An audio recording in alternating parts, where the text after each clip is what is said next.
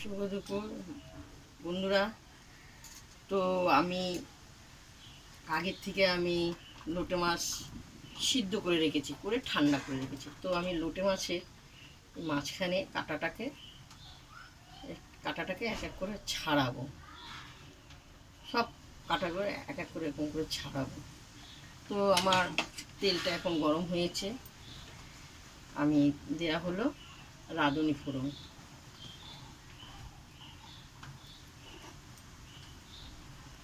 তোমার তেলটা গরম হয়ে গেছে, আমি পেঁয়াজ, রসুন, আদা এখানে আমি দিয়ে দেওয়া হলো, একসঙ্গে তেলের সঙ্গে মিশানো দেওয়া হলো। তো আমি পরিমাণ মতো নুন দেওয়া হলো,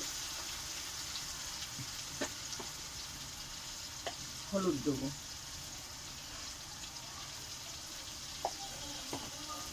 তো লঙ্কার গুঁড়ো দেবো, একটু ঝাল ঝাল হবে। এটা ভালো করে লাল লাল করে কষানো হবে,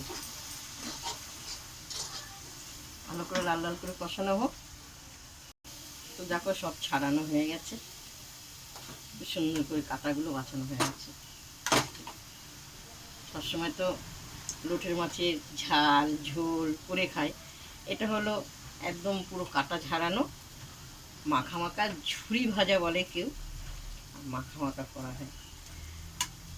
তো আমি এই সব কষানো হয়ে গেছে ভালো করে লাল লাল করে, এর সঙ্গে আমি মাছগুলো লোটে মাছ মিশিয়ে দেওয়া হলো, দিয়ে ভালো করে এটা খুব সুন্দর করে একদম কষানো হবে।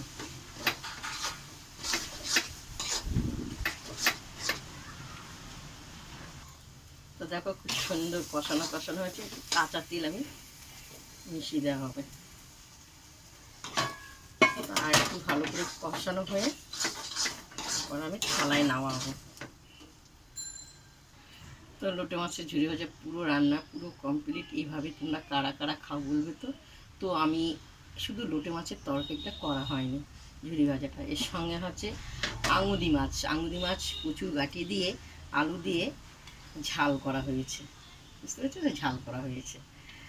তো 3 পিস ইলিশ মাছ সর্ষে বাটা করা হয়েছে, তা 1 পিস আমার ছেলে খেয়ে গেছে, গিয়ে কাজে গেছে। এটা ইলিশ মাছের সর্ষে বাটা। তো একরকম 2 রকম 3 রকম তোমাদেরকে রান্না।